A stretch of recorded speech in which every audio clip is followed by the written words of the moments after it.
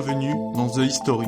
Dans cette vidéo, nous allons revenir sur l'incroyable histoire de la plus mythique des bases militaires, celle qui aura fait susciter le plus d'interrogations, la zone 51.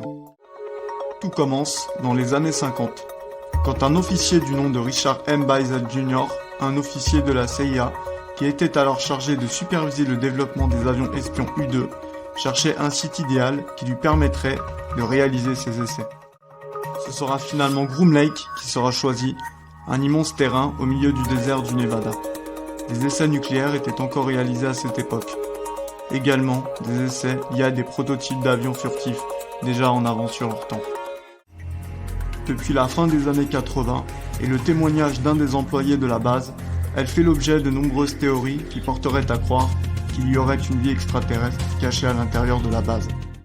C'est l'américain Bob Lazar qui aurait affirmé en 1989 avoir travaillé à Papoose Lake, une des parties de la base, sur des systèmes de propulsion d'une soucoupe volante appartenant au gouvernement américain, dans un complexe qu'il nommait lui-même S4. Depuis ce témoignage, tous les regards se portent alors sur la base et nombreux sont ceux qui ont essayé d'y pénétrer. La base est une zone de 155 km² au Nevada, à 160 km au nord de Las Vegas. Elle fait partie du vaste territoire de l'USAF de Nellis, un gigantesque terrain militaire. La zone 51 a 5 pistes opérationnelles. Elle est cachée par de nombreuses montagnes qui la bordent. Il y a des panneaux d'avertissement à plus de 40 km.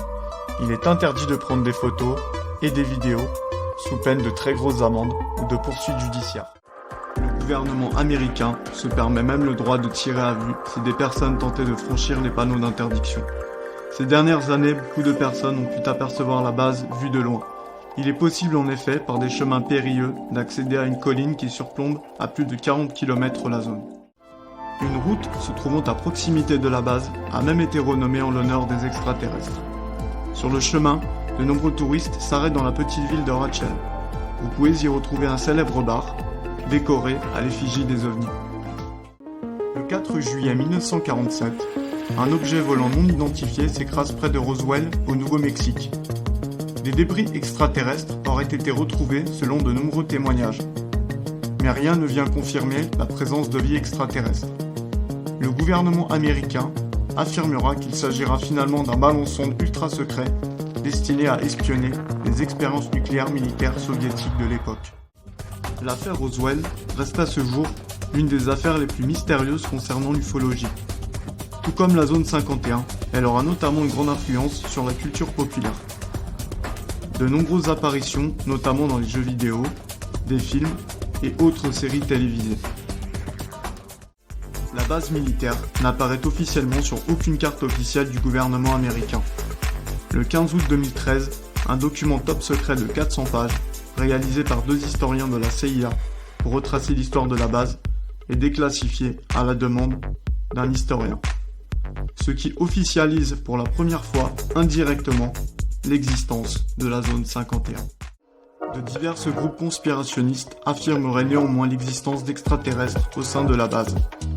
Ce qu'ils y font, comme par exemple le développement d'armements à énergie, les diverses activités reliées à un gouvernement mondial secret, ou encore des réunions extraterrestres. Quelques clichés auraient été également pris, mais pas de confirmation officielle. Par ailleurs, des photos satellites russes porteraient à croire que le programme Apollo 11 aurait été monté de toutes pièces lors de l'atterrissage sur la Lune en 1969. Quoi qu'il en soit, la zone 51 reste aujourd'hui l'un des endroits les plus mystérieux sur Terre, de par sa légendaire histoire. Un jour peut-être, de nouvelles vérités éclateront.